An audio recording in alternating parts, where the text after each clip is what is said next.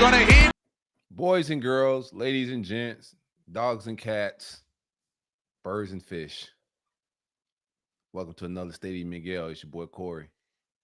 It's Dan. And Dilatory. Same corner. No 2-5 today. No 2-5. 2-5. AAA tackled him in the backfield. It happens, man. I had to deal with AAA and roadside service last week. Sometimes those times and ETAs they give you be egregious, man. But same corner, 1 hour later. We appreciate everybody for hanging out with us. Make sure y'all like, subscribe. We're finna have some fun. We got quite the docket, man. How y'all boys weekend? Solid? It was a good weekend, man. Gasparilla weekend here in Gainesville or in Tampa. Always. As you get older and more mature, Dan, straying farther and farther away from past Bender days. Sure. What does Gasparilla look like for a newly 37-year-old Dan Thompson? Yeah, no. So we it was relatively low key this year. Hung out. Where I live in Tampa, you have to participate or you have to stay inside or you have to leave. There's no way of getting around the city, right? Big bullying. I'm sorry? Big bullying. Right. Yeah. So went to a friend's house that lives over on Harbor Island. Then we walked in. So if you've never been to Gasparilla, it's this mythical made up pirate that invaded the city of Tampa years ago. This parade's been going on 121 years, I think. So they have this big pirate ship come through and dock, and then they do this invasion of pirates, and then there's a massive parade after. So we went and watched that, and then we went back away from the crowd, and then we went back to finish the end of the parade, and then just kind of an easy chill kind of day compared to what I've done in the past. Those days are beyond me. Can't do it anymore. I believe in you. Not with that attitude, but I do believe in you. Yeah, man. Those days, I've moved on. I've grown up. So I'm like quiet. Allegedly. Can you hear me? Yeah, I can hear you. Never grow up, Peter Pan. Never grow up. Yeah, so never grow up. So did that yesterday. Watched the football games. Brooks and Eagles fans, so cheered them on. Could not cheer on the Bills. Did not want to cheer on the Chiefs either. So just rooted for good football. So. Yeah, Dolphins fan, like in my fantasy football group, one of the guys is a Bills fan, and there's 3 or 4 Dolphins fans in the fantasy football group, and everyone was like, shout out to Joe, hey Joe, rooting for the Bills, and I was like, absolutely not. I was like, the Bills can go to hell, so can the Jets, so can the Patriots. I'm like, absolutely not. I will root for Patrick Mahomes to win the next 17 AFC championships if the Bills are playing against him. Nothing, no respect, no love. Also, I feel like Mitch Trubisky was so bad that we overlook that when the Bills had Tyrod Taylor as their quarterback, they traded a draft pick to Kansas City, which Kansas City then used for Patrick Mahomes. I mean, I think the quarterback situation's kind of worked out for Buffalo. Has it? Because one guy's got a couple of rings and the other guy's just got long hair and lives essentially in Canada. Essentially. Yeah. I mean, I wouldn't blame it on Josh Allen yesterday, but no. But I also don't like how differently we we treat Lamar and Josh. Yesterday it was all, oh man, they got to get Josh some help. Oh man, if Josh just had some help, there's a fantastic offensive line. James Cook's a great running back. You also chose Keon Coleman instead of Xavier Worthy, who torched you yesterday. Yeah. And then when Lamar loses, it's like, yep, see, that kind of backyard football is never going to win a Super Bowl. And so why are we treating these two guys differently? Nick, I can't help but think that there's probably an underlying reason that I'm not supportive of. I don't like it. I don't like the way that we talk differently about Lamar when he loses. And then yesterday it's all like, man, feel bad for Josh. Wish he had more talent around him. Shut up. Yeah. No, shout out to Lamar Jackson, big fan. I think MVP. both guys have a lot of talent around them. I think they got to find a way to win and get over this hump, this Mahomes hump. Right now, Mahomes is just the Brady of this era. But to me, both guys got to find a way. They had players around them that kind of let them down, but I thought both could perform a little bit better. And it comes with the job, bruh. Yep. You know, like I like to be hard on Lamar Jackson just because that's what comes with the quarterback position. You know, I think he's a more talented quarterback, but let it all play out. I think Maybe it's Mahomes let them win one soon. Yeah, I think it's hard to win in the NFL. Yeah, I think it's hard to win in any league, and I think it's hard to blame it on one player. I think. Oh wait, sorry. Gators wanted to let me know that I forgot that it was tennis and Josh and Lamar played solo. Yeah, so but the I mean Bills that's beat the Ravens. It was just my bad. Sorry. Yeah.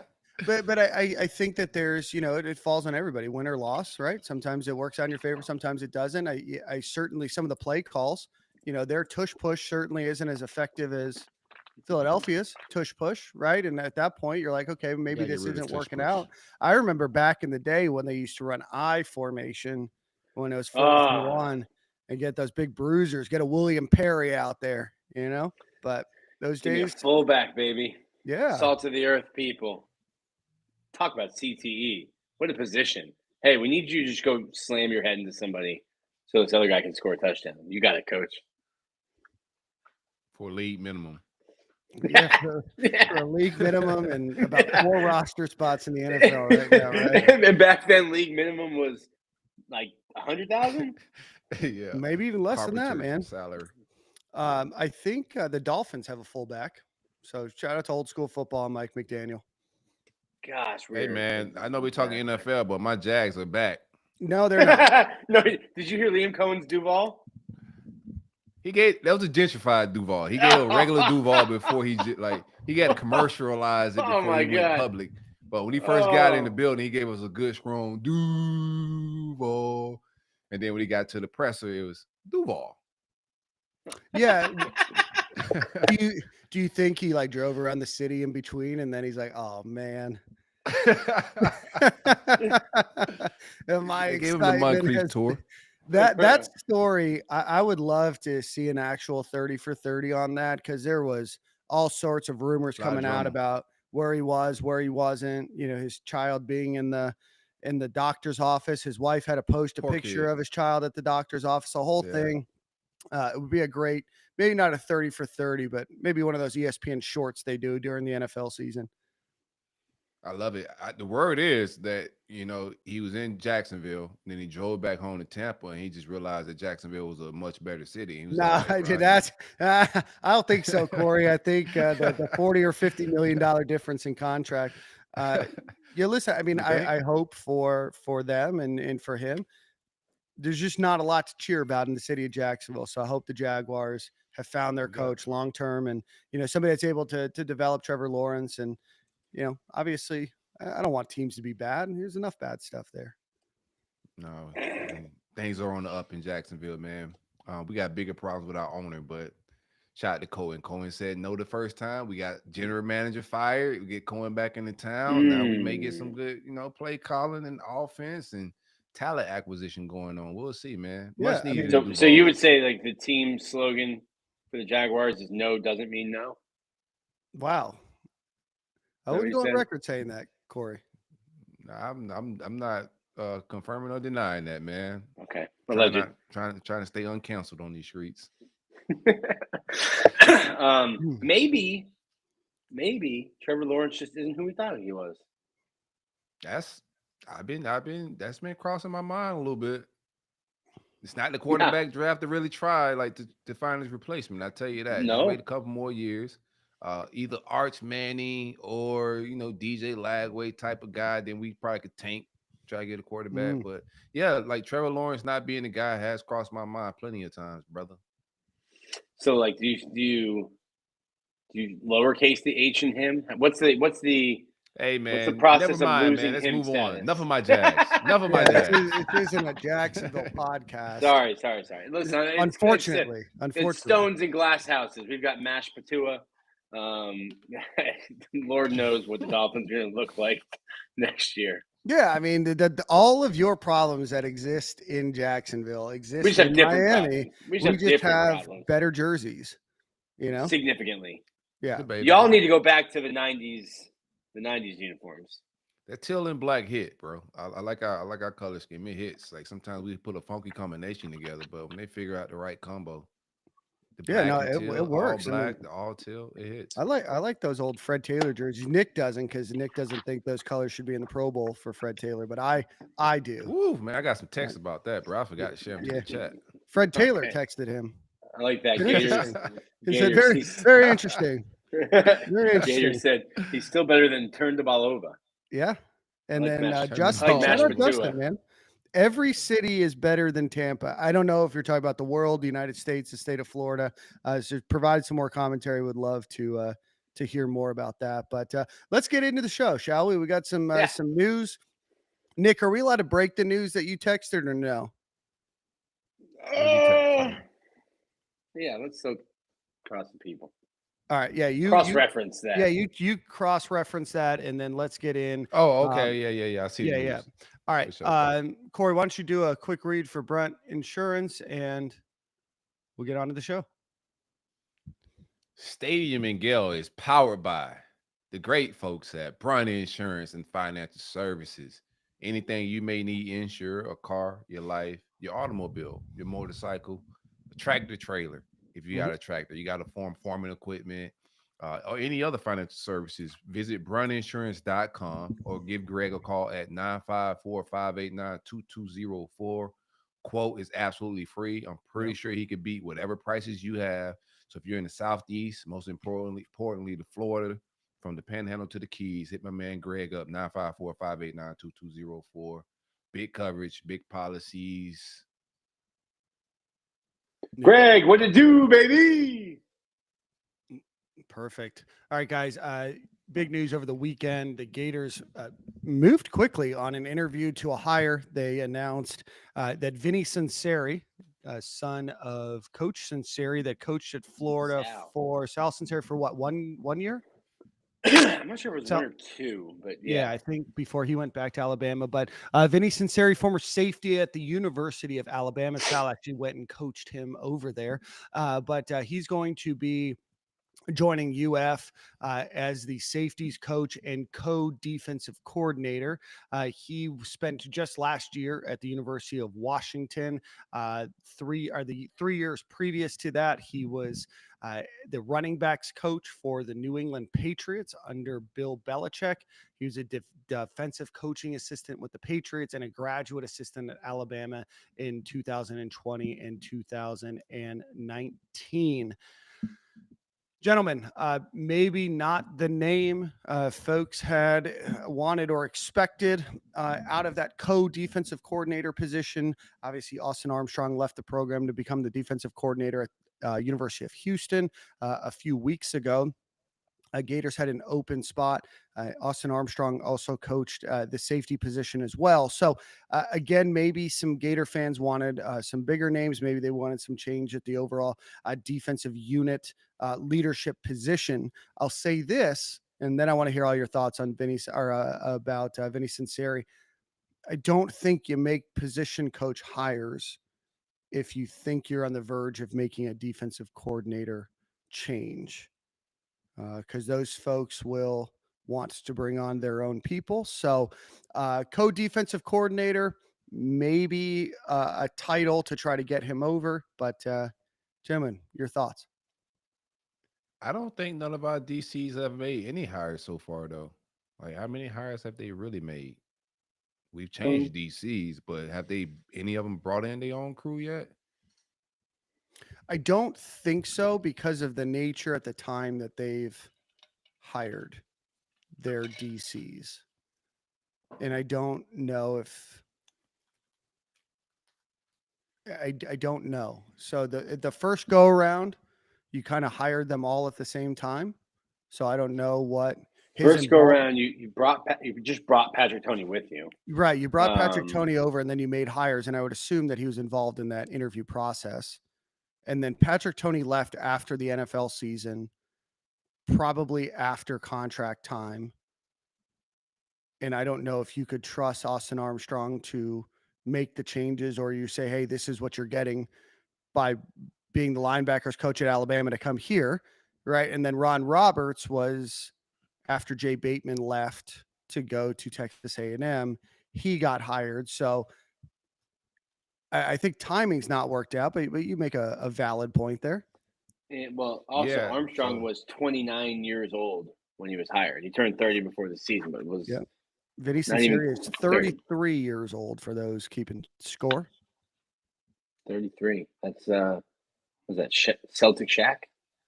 Celtic Shack. It was Kareem Abdul-Jabbar is 33 too, right? We can go with Kareem instead. Or was he 32? That doesn't, yeah. But neither here nor there. Nick, what are your thoughts? Corey, I don't know if you're writing your thoughts down, but I think I was listening to Corey doing logo talk. It is a lot of young hires. This would, at least on the surface, signal or make me think, hey, we're sticking with Ron. You probably, you gave Austin the DC title to get him away from Alabama. He had literally just got to Alabama and only had the linebacker title. Went from DC at Southern Miss to just a linebackers coach. You give him a DC title at Florida to get him over. I don't know that did you need to do that to get Vinnie Sunseri? Were you that enamored with him in the interview process that you're like, hey, let's do this? Who's going to call plays? I'm guessing it would still be the DC, the main DC. Nick, I've got a question for you. Do you think there's maybe a clause in the contract that Florida might have to do a buyout if you give like a different title, or there's like a DC buyout? No. A lot of the assistant coaches' contracts have buyout terms, but I don't know a single assistant coach who doesn't have offsetting language. Gotcha. in their contract. So, to make it easy, if Florida's paying somebody $100,000 and they fire him, and the next place pays him $100,000, Florida doesn't owe that coach any money. Right. I like that you used $100,000, knowing how unrealistic it is that Florida pays anybody. It's a nice round number. Yeah. No, Yeah, I think these hires that he's making, like Patrick Toney, Austin Armstrong, Vinnie Sunseri, I think all these guys are eventually going to be real good coaches. I just think we're reaching and hiring these guys at roles too early. I know some people are saying that, oh, it's just a title. Somebody said it in the comments, but it's a little tricky, man. With hiring people into rooms where you're bringing in somebody younger, less experienced on paper, and they getting titles and roles over guys that are on the staff that have proven a little bit more, have more of an extensive resume. Mm-hmm. You can create a funky work environment in that instance, and I think that did create an atmosphere even when Austin Armstrong got the job and came on board. Just from what I know behind the scenes, I think Bateman was one. Allegedly, this is all parody. This is a parody show. Offended. It's a parody show. It's not real life. But Bateman wasn't really feeling that at that time. Corey Raymond wasn't either. Right. And that's the environment that you even bring in. I'm all for even nepotism in the right position. I just think right now it looks on surface like you're hiring younger friends, like younger people that's in your network to come in and give them opportunities that they haven't quite deserved yet. And Florida's just not the job for that, bro. If you look at around the league, you look around college football, people with those titles have a real track record and experience, man. I think right now, total of seasons per staff, I was just doing some math and just, aligning us with Georgia. I think Georgia has 48 seasons, Power 4 football seasons under their belt as a staff. And Florida's half of that. Wow. It's good research, Corey. I had time this weekend, man. The highest is just on my mind a little bit in a lot of different capacity. I want to continue to talk about Sunseri, but in essence, he's replacing Austin Armstrong, who's your safety guy. You give him the same exact role. I don't know if you probably upgraded because Vinny's played on the field before. He comes from that Saban tree, but so did Austin Armstrong. So just playing experience is probably what you got out of that. He probably knows the safety position a little bit better. You're back to 2 defensive coaches, so I do like that part of it. But like I said, I don't like the inexperience. You got guys like Al Golden at DC spots in college football. You have Chip Kelly at an OC spot. You have Jim Knowles at a DC spot. Older veteran guys that have been around college football that has a wealth of knowledge, and this is who you got to compete with. Yeah, I mean, you saw Penn State went and hired the defending national champions defense coordinator to be their new defense coordinator, highest paid defense coordinator. That is a program that, in my opinion, wants to win. Will they? I don't know, but to me, they're showing the effort to do so. I'm not at all dogging Vinnie Sunseri. Right. I don't know. Right. He was an analyst, a graduate assistant for a year. He's a paisan. Yeah, he was a graduate assistant. Then he was an offensive analyst and coach, right? Running backs coach for the Patriots. And then he spent 1 year coaching defense to then get the defensive coordinator title. I know he learned under his dad, who's probably one of the better offensive line coaches in the last 30 years. Definitely probably top 10. I know that he learned under Nick Saban. I know he was a hell of a ball player. But when all of the news this offseason is about how much money the Gators have, how much they're going to invest in the transfer portal, how much they're going to invest in the program, it leaves me wanting more. And maybe I didn't set my expectations to what that meant. And maybe I fell into the trap of things would be different when things are going to probably stay the same. And that's the way that I view it. Especially after like hearing the name Muschamp, like that was kind of leaked out there to the people that they were interviewing, and Muschamp was interested in the job. So you go from Will Muschamp possibly being your DC, and then it makes me also wonder if like something that you were speaking of, hiring the DC. I don't know if he wanted to make overall changes and just fire a whole defensive side of the ball, because I don't think you hire Will Muschamp and he's just gonna go with the crew you got over here. Sure, he's gonna want right. He's gonna want to bring his guys in. So it just leaves a lot of question marks in my mind of like, what's that process look like? But you can't go from Muschamp to trying to sell me Vinnie Sunseri. Like, I'm just not buying it, bro. Like, if we're trying to compete with the best teams in college football and go win a national championship, these are not the hires you go make when you're trying to go win a natty. Like, experience everything on paper. It ain't just about splash hires. It's about making the correct hires to elevate your play on the field. And so far this offseason, I don't think we've done anything to elevate and improve from what we saw last year. Yeah, hit that like button. No, I think that you're 100% right. I appreciate you for saying that. Fragrance. And then Jim Knowles by himself is making half of our entire assistant coach budget. Did I see 3.1 million? Yeah, big boy check. 10 million over 3 years. It's a solid amount of money.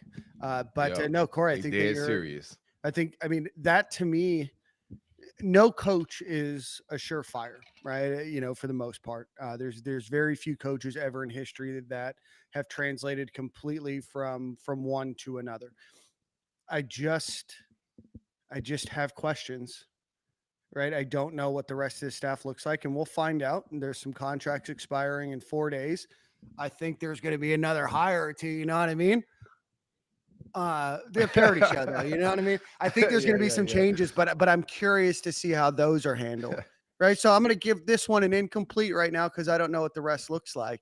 And maybe they bring in a fantastic edge coach, right? And somebody that can really add to that room, or, you know, really try to make the defense better. Should there be a departure or another departure? What does that look like? So to me, the staff is still incomplete. So the grade's incomplete. But right now we're not trending in the direction that all the insiders and everybody was told that this offseason would go. We're told it's going to be a little bit different. And I'm not seeing a lot different. Not trying to be negative, you just got to call it plain. My eyes see what they see. Well, the staff's complete. Yep. On paper, you have staff's complete. as the company line goes, Dan. No, There now is no position to fire. There are no positions open. That's right. Yeah, the line can end. There are no current positions open, and Florida has a full coaching we got staff. contracts that are due to expire though. They haven't been renewed. Yeah, but like so that's a decision that like can be a handshake agreement. Like, hey, we're going to keep you. We're going to get you an extension, and then Billy would go to Scott, be like, hey, we're bringing back so and so, and the coaches are like not going to not show up to work until they have a signed contract that's been read over by the lawyers. We're like, all right, cool, yeah, that works. I agree to those terms. Let's get back out. Yeah, well, we got to give them an incomplete until like everybody kind of signed up, and then we could give our full opinion of the staff as it intact, and then we know all the coaching moves are kind of finalized, and we still got a general manager. I think we keep, like we just saying, if everything stays intact, everything won't stay intact. That's my take. So if what is on paper right now stays, I don't think we keep Will Harris and maybe another coach on the defensive side of the board. It's a parody show, but those are like strong opinions on my end, and that Will Harris won't stick if Ron Roberts sticks. Strong parodic opinions. So I don't think we're done regardless. Yeah, no, I don't think we're done. You got to lift the hat here, give a little wink. I think I do think that there's more changes. I don't know if all of those changes will make Gator fans happy. I don't know what the blowback could be. I just look at where we're at now, and I don't know if today Florida is in a better position to compete for a national champion. Heck, even compete for the SEC championship today than they were 2 months ago. And that's how you have to evaluate your offseason. You have some good talent. Playoff team, Dan. Well, if you're playing for the SEC championship, you're probably in the playoff. Yeah. I left him speechless. You could do the Ohio State route, because I remember posting this to Twitter. Yeah, I think Florida's going to go and tamper with what was his running back's name from Ole Miss and get him over there to be the backup running back. Quinchon Judkins. That was wild. Well compensated. Very well compensated. I'm so glad he's going pro. Like he needs to go do grown folks things, man. Yeah. Stop playing with these kids. Go. Yeah, for sure. Go play with people your own size. But I don't know what to wait for. Like, we're so patient and so slow, methodical. Like all these programs in football season, they just go snatching, poaching big boy coordinators, and we're taking our time to get Jacksonville State's new defensive coordinator. I just don't get it, man. I don't want to keep harping on it, but I just don't understand any of it. Oh yeah, I forgot to mention that he was at Jacksonville State for a couple of weeks. What an upgrade, though. No offense to Jacksonville, Alabama. I'm sure it's better than Jacksonville, Florida, but Jacksonville, Alabama to Gainesville,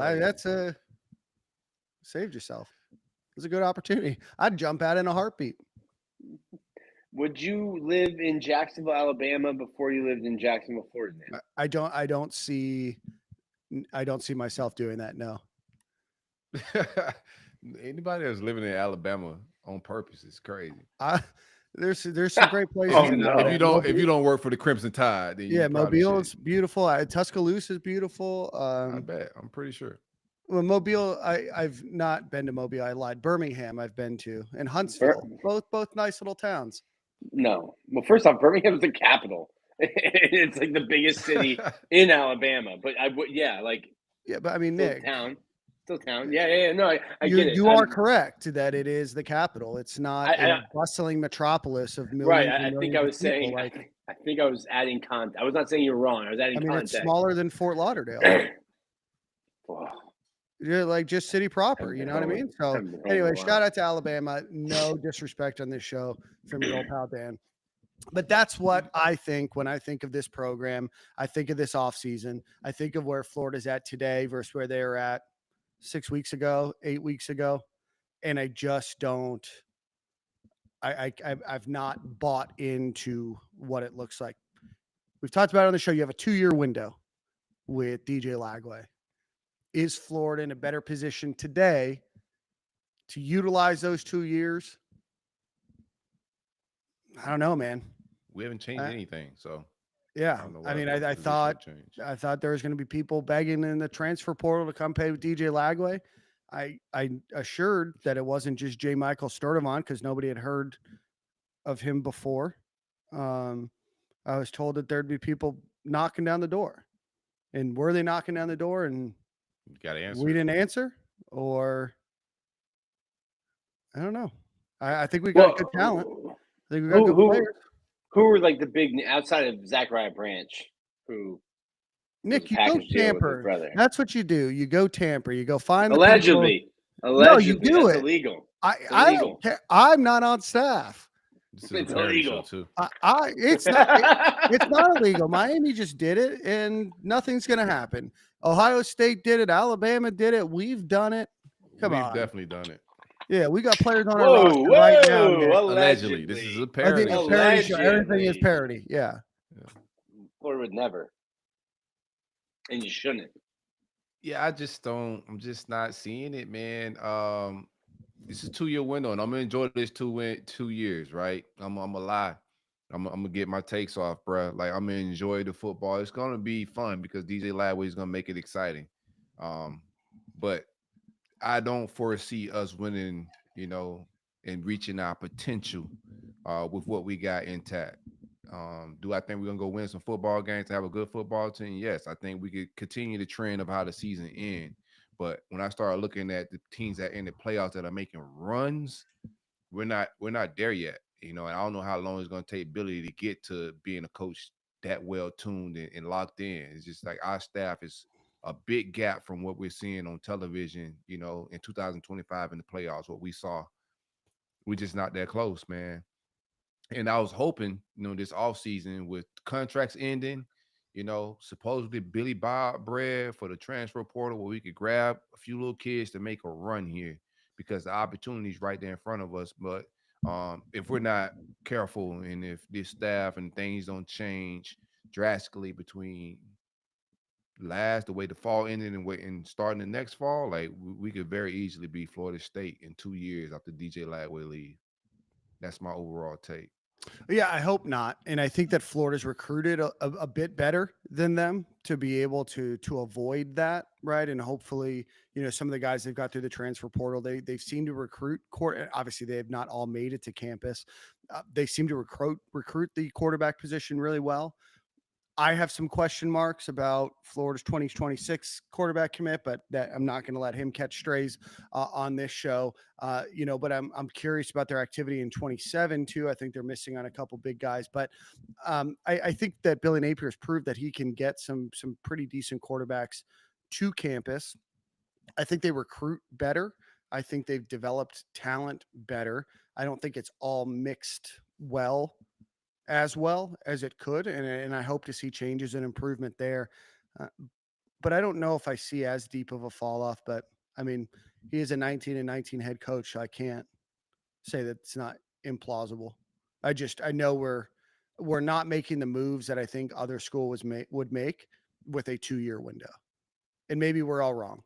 Maybe they just are very, very happy with who they have, but they should have went in on like certain free agents.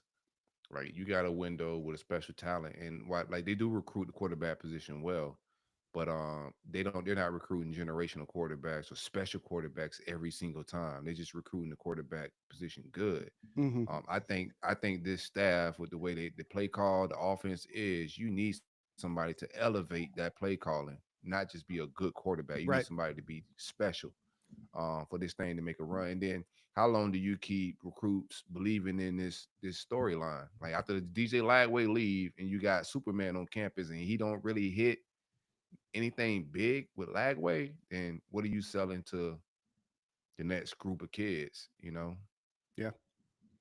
But I think that's a future problem for future Stadium and Gale to worry about. For sure. When we're I'm just like, I'm in a half of the show. Yeah, I'm just going like, what were the misses though?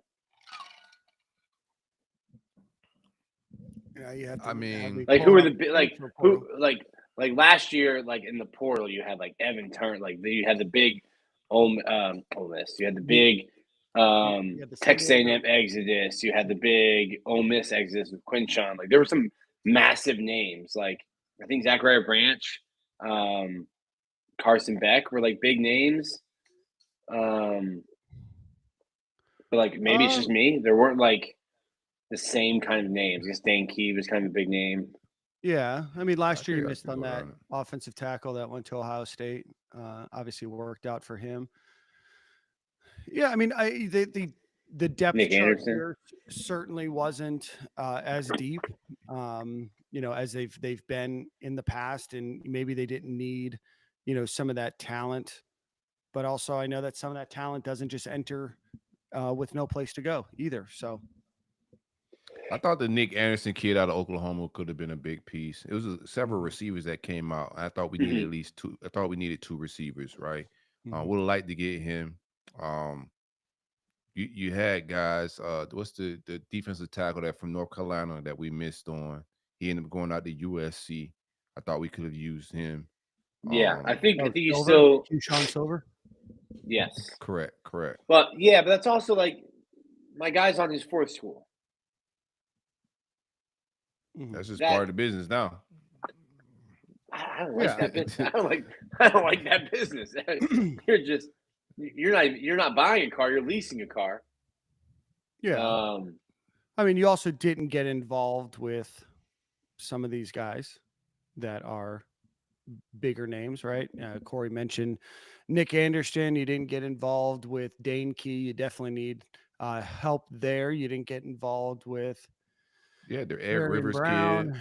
You didn't get Yeah. involved with, a number of names just kind of scrolling down here. You didn't really bring any offensive linemen on campus, and there's some highly ranked offensive linemen. And listen, they get paid to evaluate talent, and I get paid by Brunt Insurance and Alumni Hall.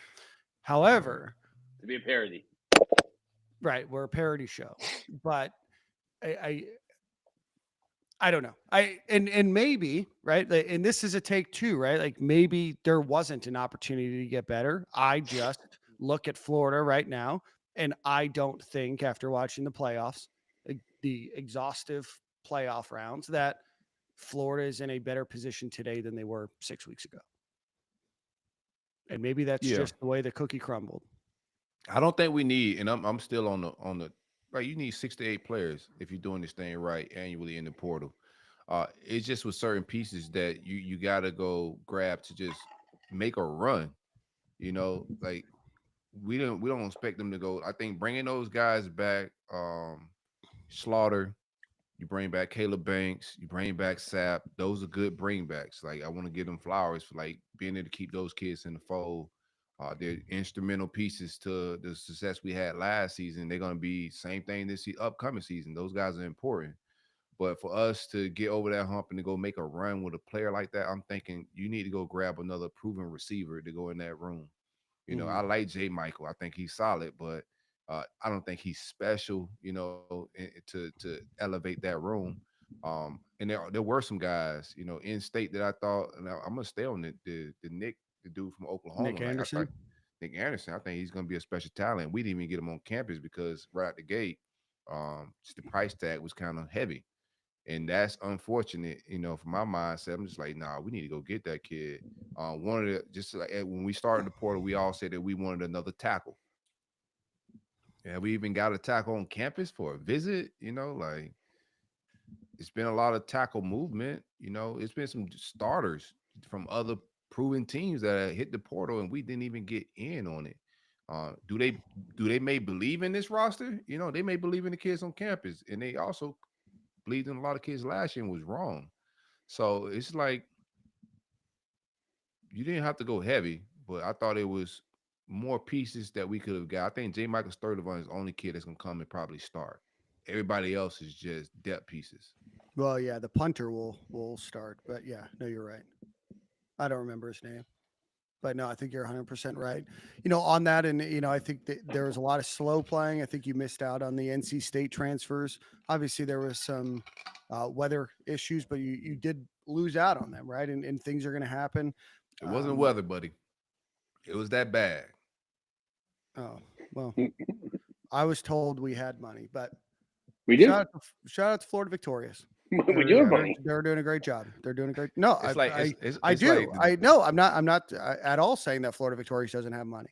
I was just told we were going to spend money.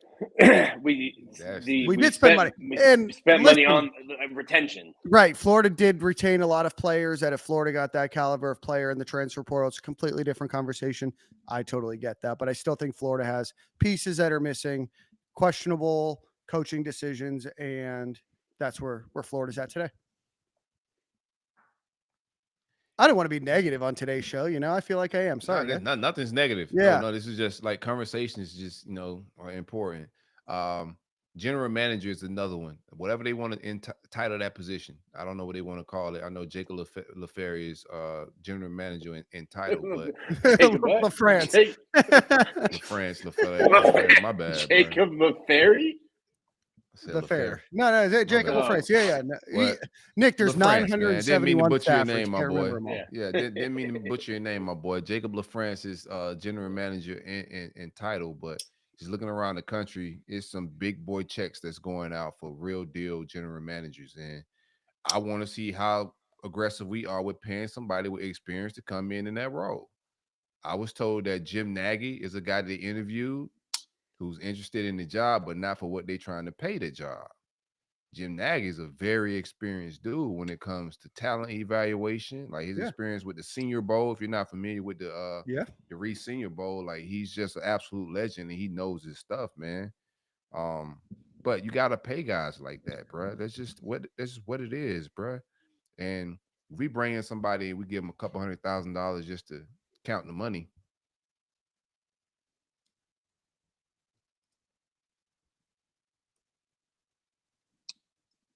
I could count the money. I think that role will be like vice president of football operations. Just title. Let's see. Did you know Jim Nagy won 4 Super Bowls? Yep. He played in 6 of them. Wow. Yeah, he's trying. He's low key interviewing for some, trying to, his name's getting thrown around into some NFL general manager conversations. Like, yes. sure. Yeah. So Jim Nagy, if you're not familiar, is the executive director of the Reese Senior Bowl. He was a regional scout with the Seahawks, a national scout with the Chiefs, a regional scout with the Patriots, and a regional scout with the Washington Commanders. A hell of a resume. That'd be solid. I'd take him. You got to chip in. What you got on it? I got some dollars. How many dollars does he need, Nick? Who's on the dollar bills, man? Yeah. I got some money. Yeah, so that's where Florida's at. So still don't have the vice president of football operations or whatever the actual job title is. We mentioned a couple weeks ago some of the names that have been interviewing. There is an expected decision by the end of January. So we are 4 days away, 3 days if you're listening on your podcast app, until the end of January. Knowing what I know, I don't expect that decision to be made by January the 31st. There's an important meeting going down Friday, man. And it's going to be about this general manager position and also Ron Roberts. I don't think that's set in stone. We'll see how it all plays out. One of the things going forward is just football, being a head coach is not the easiest thing in the world. You got to be able to balance the fans, media, boosters, recruiting, strengthening everything. It's a big job. And if you start to lose booster support, you're going to lose recruiting. Mm-hmm. That's who's paying the recruits. Yeah. So all of that's important to becoming a successful head coach, is being able to manage relationships when it pertains to boosters and, of course, coaches and all of that stuff. But it's an important meeting that's going down Friday. We'll see if who's retained, who's not retained, and if there's any staff changes being made. But as of now, no real additions to upgrade the staff have been made, in my opinion. Maybe we'll do a Friday pop-up show. Well, like Nick, we need you you. clear right into the microphone. It lets me feel like I'm Well, in your throat. my microphone's not Woo! working today, so we're doing the. No, you're fine. Hello. Yeah. So we're doing the AirPods. Like I said, there's like it's not like I feel like people are kind of like waiting for like they're walking to like the town square waiting for like a public execution on Friday. But I already said like it can just be a handshake. Hey, we're gonna keep you on at the same salary as last year. All right, cool. Like let's get on the plane and go to South Florida to go recruit. Like there's not going to be a press release or a leak or a tweet. U-Haul truck right outside. Yeah. Like Jimbo's Christmas tree is not going to be outside of somebody's lawn. You know, that a reporter or a neighbor takes a picture of. Like if you're waiting, I know we've told you the contracts expire on January 31st, but like there's not like a counting down timer to a fireworks show on Friday.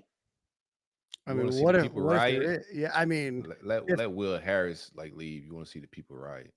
Yes, that would be upsetting. Allegedly. This is a parody show for sure. That would be upsetting if Will Harris were to leave. I thought he was a great coach this year. Good recruiter too. Yeah. Young, hip, cool. So that's where we're at. So still waiting on news on Rob Sale, Mike Peterson. You don't think Vinnie Sunseri is young, hip, and cool? I don't know. I mean, I'm sure he's probably cool enough. Like he's a white safety. Like you gotta have a little swag. Pick six on Johnny Manziel. I don't doubt that he's probably a good coach. It's just title and role that they gave him. And he really don't have a recruiting track record to lean on. We just know he's a Bama guy, so we just expect like it to be contagious and on his skin. Like he just because he went there. He's obviously a very talented player. Went to the best college in the country. Coached for one season as a grad assistant at the University of Alabama, and then was in the NFL for the next 4 years. Went 1 year at Washington last year under Jed. He was coaching running backs, by the way. Yeah, in the NFL, he's coaching running back.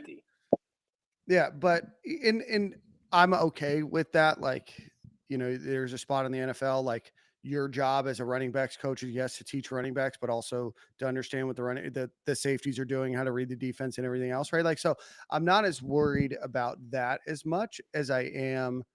It's just another question mark that allows the Gator fan base to just continue to have an offseason full of questions. From relationship ribs to commitment cannolis. Thought that would slap better than it did. It didn't I don't know if it was like the right tenor of the show. You know what I mean? Like volume shooter. Listen, pass me the rock. I will shoot again. Yeah, you're like.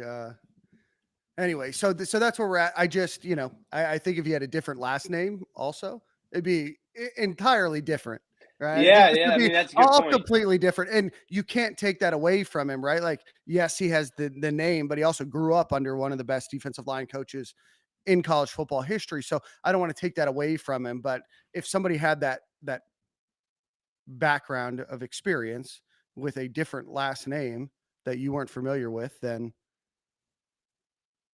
I think that the tenor would be certainly a lot louder. It's just the same hire, like Patrick Toney, Austin Armstrong, and now just three very young guys that come from a certain coaching tree, but is inexperienced, man. Like it just screams of hiring friends. And we watched Dan Mullen do it. We watched McElwain do it. We watched coaches fail by keeping friends around. And it just seems more the same. The adjustment most fans wanted to see was Billy Napier mature and elevate his mindset and whatever it may be, coaching style, bring in some different, delegate a little bit, but it feels like we go young and inexperienced, and that's the room that they want. Not a wealth of knowledge, but a wealth of just inexperience. So we will see. We are waiting on just a few more decisions maybe by the end of the week. Maybe we'll have a better idea this time next week on what the Gators coaching staff might look like. But that's where we're at. So any additional thoughts? I know there's a comment earlier about Steve Spurrier Jr., former offensive coordinator at Tulsa, got let go. About him, I know there's some news that maybe he's going to join the team as an analyst.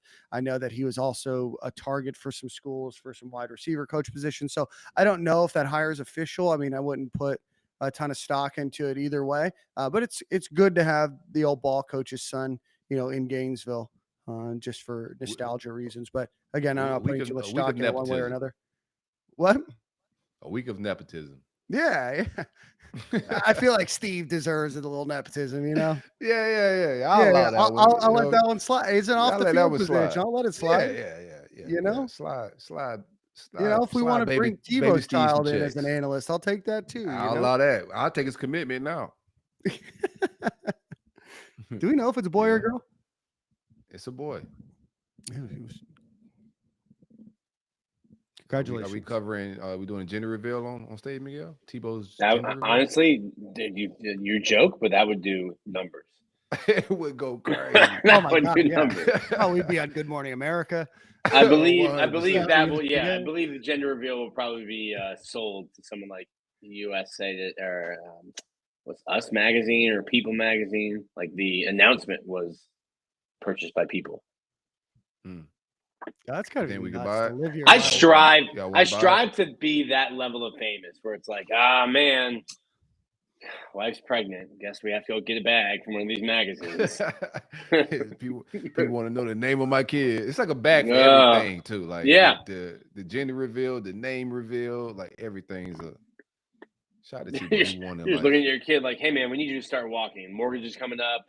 We're trying to get some new furniture for the house. We need to get these first steps. New car. We really need you to start walking. Oh, man. All right. Well, so that's where we're at. Vinnie Sunseri, we're waiting on some coaching decisions, and Nick will continue to do his Italian thing. Let's give a quick shout out to our friends over at Game Time Sidekicks.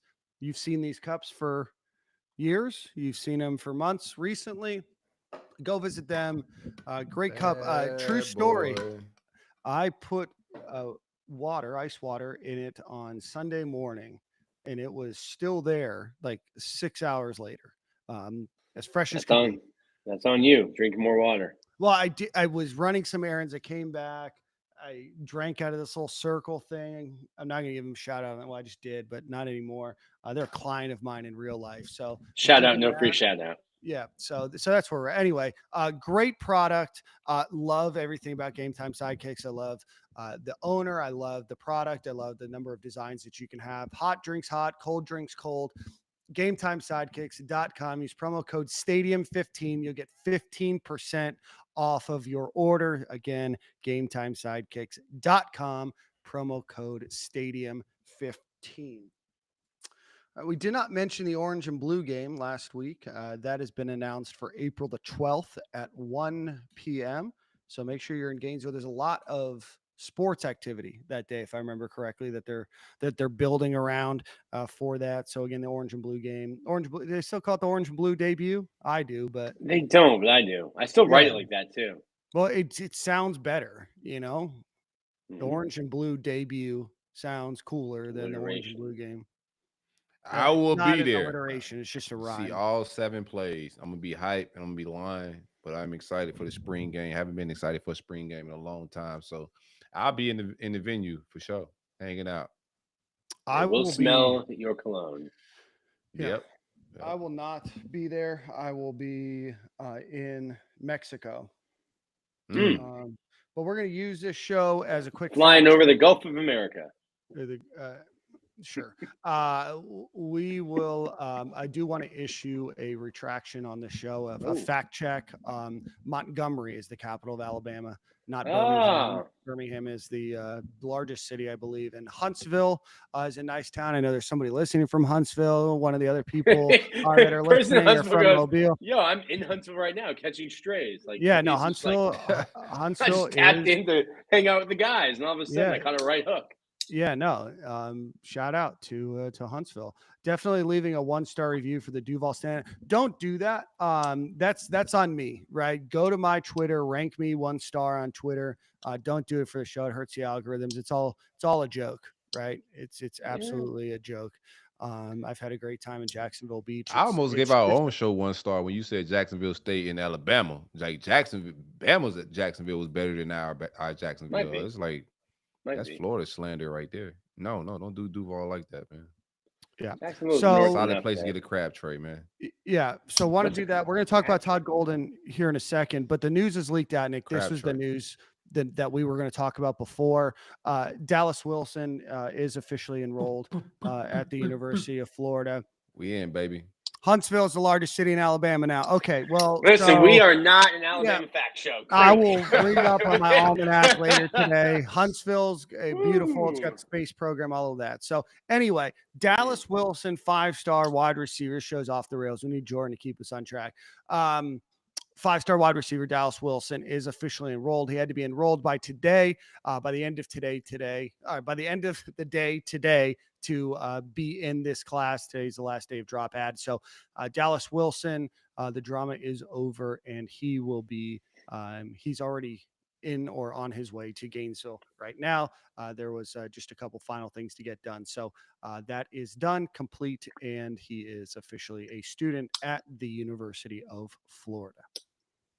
Yeah, so y'all can get out my DMs, man. I got 1 million DMs about Dallas Wilson and if he's gonna make it in. He's in. So shout out to that, man. Excited. Spring football is gonna be fireworks, man. We're gonna work the hell out of these 7 plays. Maybe they'll have 8 with Dallas Wilson. But that's obviously huge news. We had heard right as the show was starting that he was all set to go, but we wanted to get that double checked, fact checked, and everything else. Because obviously our fact checker isn't working today with the number of things that we've gotten wrong. All right, guys, let's do a quick shout out. I want to shout out to Home Field Apparel, homefieldapparel.com. Promo code Stadium and Gale will get you vintage shirts, about 25 different designs for the University of Florida. Those baseball pullovers will be back in the next couple of weeks, so go check those out.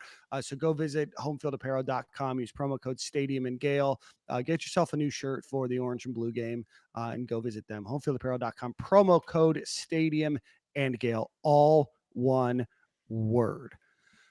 All right, guys, big news. Todd Golden has been officially cleared in his Title IX investigation regarding sexual harassment allegations, sexual exploitation, sexual harassment, and stalking.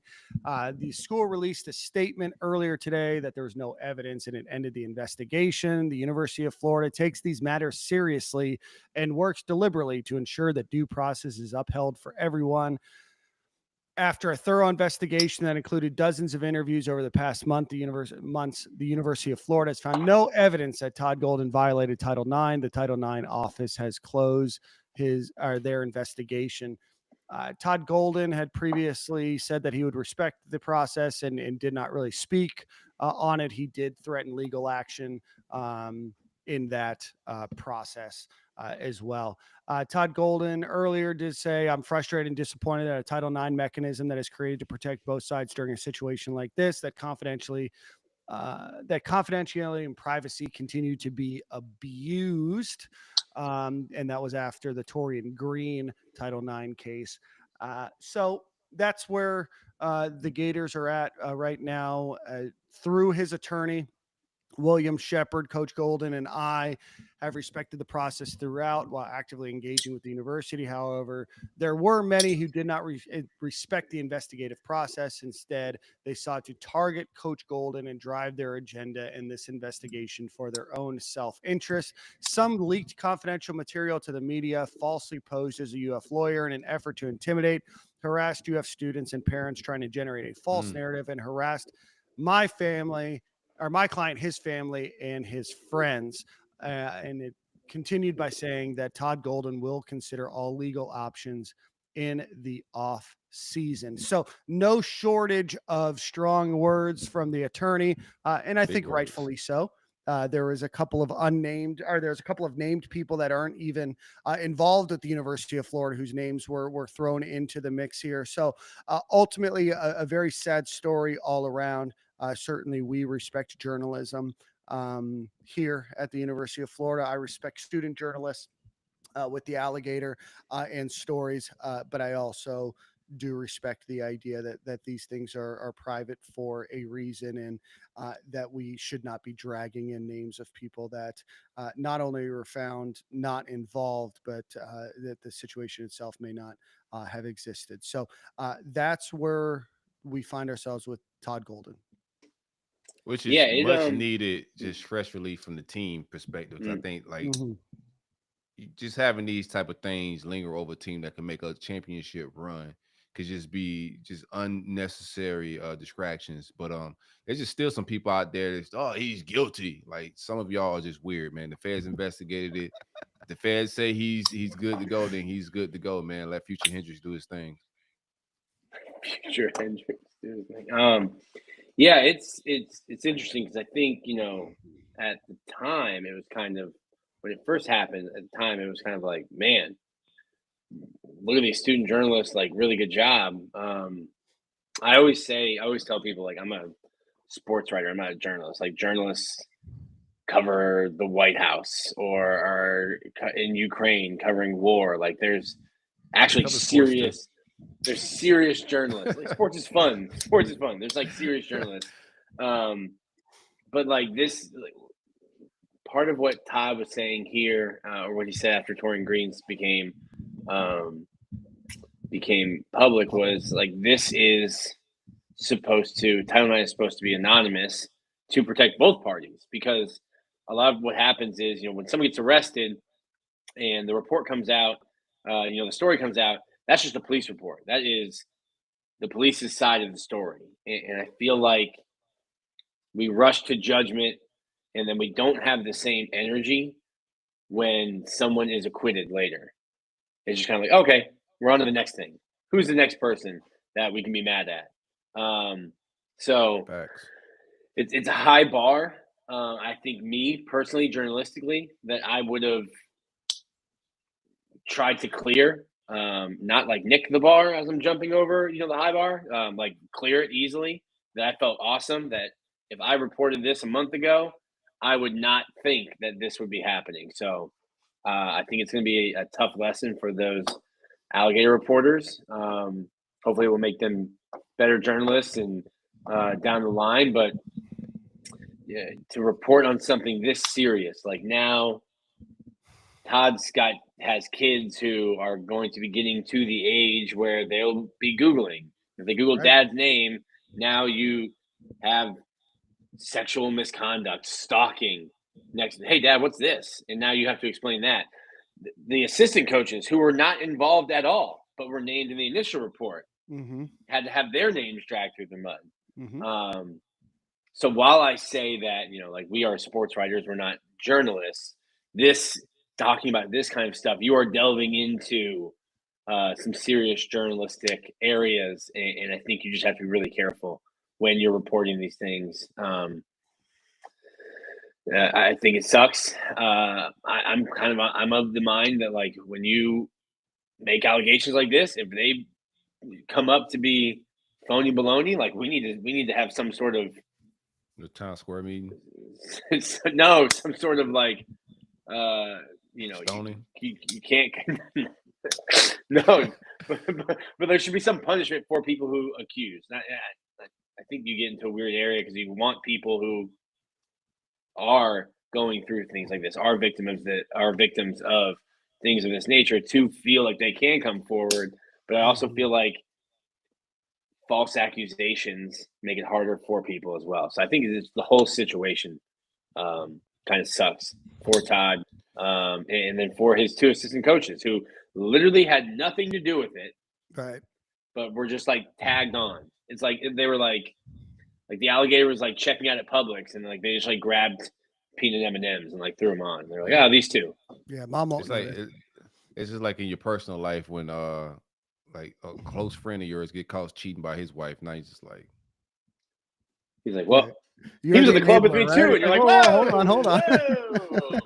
Whoa, what days were you at the club? I had I had no idea what he was doing. Yeah, get me out of that. Yeah, I do not support this, right? Get him out of here. 100% doing against that. cheating. Get him out of here.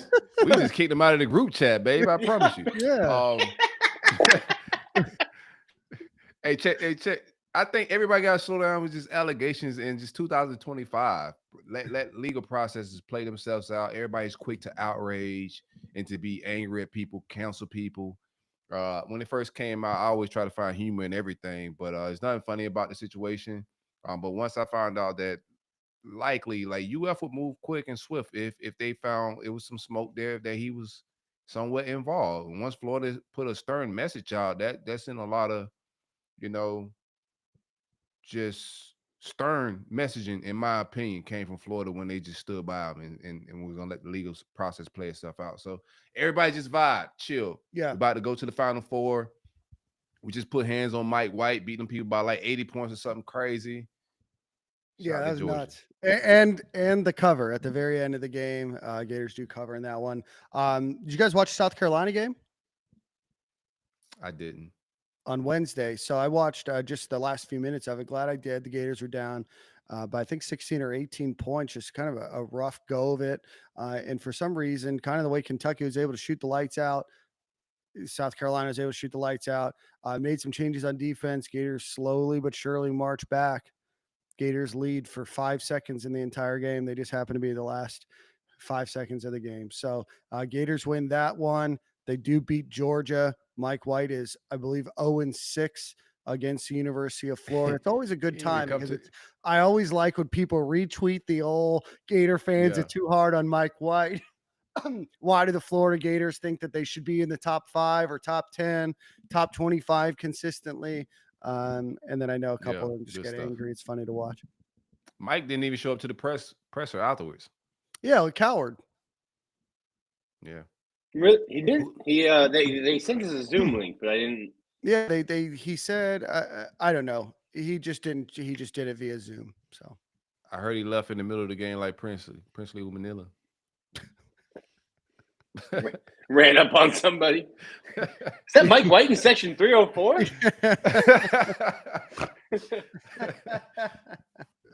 Mike was looking salty that whole time he was getting blown out. Every time the camera panned to him, he was just looking like, man, get me out of this building.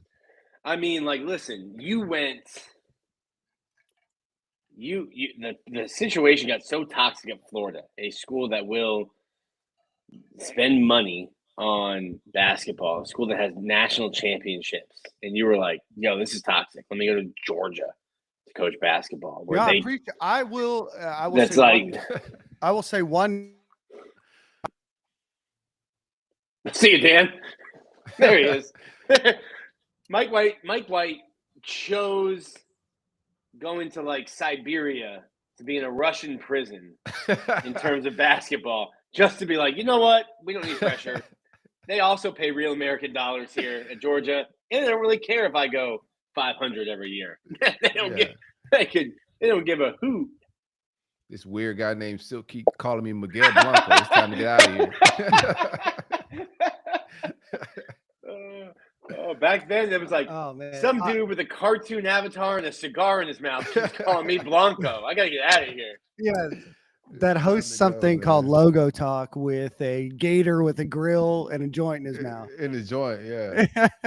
But what I was going to say is I will say one nice thing. I hit my cord and my whole microphone disconnected. That I'll give Georgia credit for for getting Mike White out of our contract with him. So thank you, Georgia. The typical Mike White experience is happening once again in Georgia. Old John Rothstein, he won't give my guy Todd Golden a nickname. He won't put him on a shirt. But early this year, he's like, Georgia's not just a bubble team anymore. They were like 14-2. He's like, this is a good program. Buddy, I think they've won 0 SEC games, maybe 1. Nice. They stink. I love it. I don't know how Mike finessed everybody to get these jobs he's getting. Like, I don't know His who his dad family. is. Really He's nice got the guy. pedigree. He's got that nepotism Nice pedigree. guy. You got a little Vinnie Sunseri in him. He's a really nice guy. His dad was the AD at Duke. His brother's the AD at Tennessee. He did okay at Louisiana Tech. And Georgia's probably like, I did well enough at Florida. Their fan base just, they don't get it. They don't know how good they have it. I just don't think Georgia cares about basketball. And that's a shame for a school that produces, or for a state that produces a lot of great talent. Well, their baseball team stinks too. And that's crazy because Georgia's one of the best states in terms of youth and high school baseball. Well, there's nothing that brings me more deserve it. joy, and I can't wait till I have They a football deserve it. program. Georgia Maybe is those kids 2 and can drive 5. Well, don't want Georgia is 2 and 5 in conference, Dan. Thank you. I know we've got to fact check ourselves on the show today. So, Nice. Yeah, well, if any of our facts start and or pertain to Alabama, just assume they're wrong tonight. yeah. Our Alabama Almanac facts are not hitting today. Mm-mm. All right, guys. Towards the end of the show, anything else that you guys want to mention or talk about? We'll do one final ad read. I got an exciting part of that ad read that I'm going to share with you guys. Yeah, we have what's it called? We're doing weekly Q&As with players. Those have been kind of dope. I think it's cool. On Florida Victoria, it's just giving people a chance to sit down for an hour. We did Walter Clayton. I was like sweating during the South Carolina game, Dan. Well, it was like 1 of 7 to start, and I'm like, This is not good. I'm Walt's talking to the people tomorrow. Yeah. I don't need a 1 of 7 and a loss on the road to winless in the SEC. South Carolina, I believe. Yeah, they're the winless. Yes, 0-7. 0-7. Yeah, they're the winless. And we did J. Michael the first week, and then we got Pup Howard talking this Thursday. So that's some cool stuff we're doing over there. Also, baseball started last week. Okay. Solid team. And softball, number 1 in the country to start this year. We'll start in 2 weeks. Yeah, no, excited about baseball. I know that there's a lot of excitement about them. Their odds of winning the College Baseball World Series, I believe, I think they're plus 2,500 right now, according to Bet Online. Hey, let's pick out a baseball game in Gainesville. Yeah, we've got to do that. Let's Nick, you're on mute, my friend. Miami weekend, February 28th, March 1st, March 2nd. Dan needs to be yelling in Gainesville or Miami? In Gainesville. You had the chance to come to Miami last year. Yeah. Is that one guy's probably graduated? 28th, so Jordan should already be in town. I think he has that event in Gainesville, so I could probably make that happen. Yeah, Gators, a little betting odds for you guys if you care about this kind of stuff. The Gators are plus 5,000 to win the college football championship, plus 1,600 for DJ Lagway to win the Heisman, plus 2,500 that the Gators baseball wins College World Series, and plus 1,800 that the Gators win the NCAA men's basketball tournament. Those numbers are 4 days old, so they might have slightly changed. If you wanted to parlay that all together, you yourself could turn $100 into $42.9 million. So let's see who the real Gator fans are. Winning a shout out to Todd Golden before we get out of here, man. Just shout out to Todd Golden, bro. Ooh. Basketball is back Teflon Todd as well. Got a Teflon Todd, bro. I just want to give the dude flowers. Like I haven't been actively following Gators basketball game by game and interested, in a long time. These last 2 years have been dope. Team's fun to watch. They play team ball, defensive side of the ball. The press was good stuff to watch, man. On the defensive end, they score buckets. They can shoot the 3. Hopefully we get a big man back here soon. We'll see what's up. But the team's fun to watch. Straight up. And no, they play an enjoyable game of basketball to watch. Yeah. 3 really talented guards. The big men can shoot too. They recruit to. It's not like it's not like by happenstance that they're so good in the offensive boards, but it's crazy to watch how good they are on the offensive boards. Oh yeah, it's bonkers. And they're missing their former center from last year. Yeah. We'll see what happens if we get him back. Well, a guy that just could take momentum and run with it. Like he took last year and he compounded on it, even with the offseason recruiting, everything just seems to snowball into more momentum. So I just want to give him the flowers. I want to hop on a bunch of negative things. And then football, bro. I'm excited about spring football. I'm gonna continue we're gonna continue to talk about it, cover it. It's gonna be fun, man. I feel like we need to wind Silk back up. Yeah, no, I'm hyped. I just gotta keep it real. It's good for your mental health to be aware of the entire situation. So you can't spring 2 wins on people like Florida State fans did, like media did last year. They fans went a little crazy because there was no realness of what's really happening. Well, there wasn't a single player on Florida's defensive line that could start at Florida State. Not a single one. Can you imagine you book your hotel preemptively in Charlotte for the ACC championship game, and your team wins 2 full games, and one of them is against an FCS team that I believe went 1-11. That's nuts.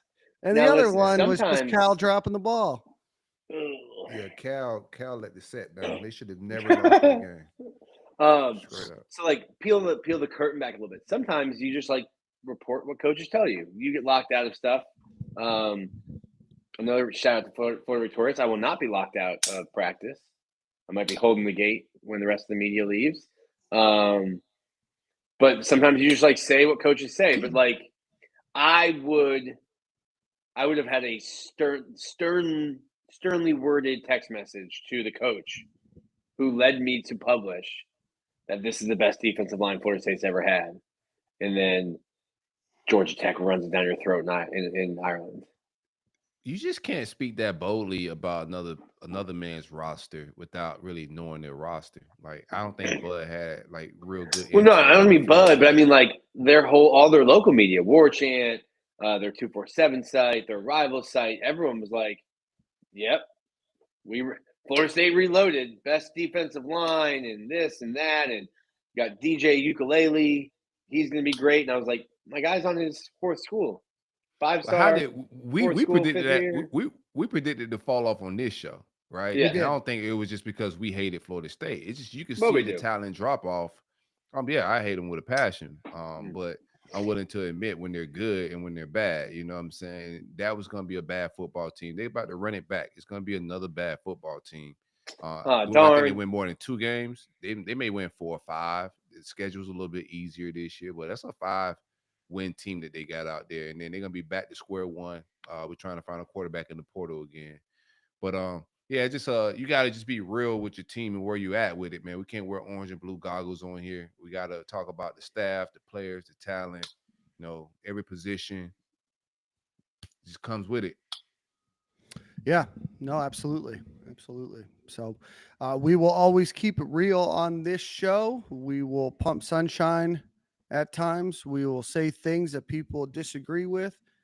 Sometimes we will say things and then we'll say it's a parody show. Or allegedly, I will tell you things. And for the last 5.5 years that we've been doing this show, we've always tried to keep it as real as we possibly can. We appreciate the couple thousand people listening on X. We appreciate all the people watching on YouTube. Hit the like button, hit the share button. Please do go rate us on the Spotify and Apple podcast platforms. Please do not give us a 1-star because Dan makes jokes about Jacksonville. Give us at least a 4-star and just say it would have been a 5 if it wasn't for Dan's thoughts about Jacksonville. I do love every listener, whether you are listening on YouTube, whether you're listening on X, whether you're listening on the traditional podcast platform, or whether you catch a show. What? All listens matter. Yeah, all listens matter. So we appreciate each and every one of you. Jordan will be back next week. We'll give a final ad read to our friends over at Alumni Hall. Go visit alumnihall.com or go visit them in Gainesville on Archer Road. Starting on February 1st, lasting through the entire month of February, you will be able to get 20% off at Alumni Hall. Great opportunity. Spring will be not too far from them, which means for many of you, golfing will be back open. It means that you can dress for gymnastics or basketball or the orange and blue debut. You can get any UF sports team there. Any product that you could ever want. Alumni Hall is going to have the most exhaustive list for the Gator fan in your life. So go visit them on alumnihall.com or on Archer Road in Gainesville. And stay tuned for that promo code next week. So with that, I broke some news on Corey's podcast yesterday. I wasn't on it, but I did it in the chat. I want to give a condolences to the families, and this is going to be Song of the Week of Atlanta-based rapper DJ Unk. Yeah, No you gave me, I didn't relation know. to our Uncle Silk. No relations, man. Walk It Out and Two Step Few were people songs thought I died. that are probably not even great songs, but they were fun songs. They're part of my growing up in college. Bro, what is Dan doing? Dan like bought the flowers and then like smacked them up against the wall. No. You. I said that he's like, rest in peace, DJ Unk, who made some mediocre okay songs. Yeah. No, they were probably fun. Flowers, smashed them on a table and handed you some stems. But I said after, but they're important to me and where I grew up and songs that I listened to, nostalgic reasons. I like DJ Unk, a little Walk It Out or a little Two Step. So Dan, listen, these allegations, this is a parody, but feels like you're trying to walk it back. Feels like you're trying to swagger jack me a little bit after my song of the week from a couple weeks ago. You snapped the streets. The streets were talking. I feel like you're like, man, I gotta. That's Charlie grab Loco Nick's back. coattails a little bit. I went down a rabbit hole, bro. Yeah, I got nostalgic. I remember where I was at when I first heard them Charlie Little records, bro. Like for sure. Who was in the car with me? Ooh, I can see why you think that, up. Nick. I did not anticipate that DJ Unk would be passing away just days before the next episode of Stadium and Gale. So rest in peace, DJ Unk. And we'll walk it out with song. This isn't about me. It's about DJ Unk. It's about DJ Unk. That's right. South Florida legend, man. Shout out to DJ Unk. All right, guys. We'll see you guys at the same corner, same time next week. And we appreciate you guys listening.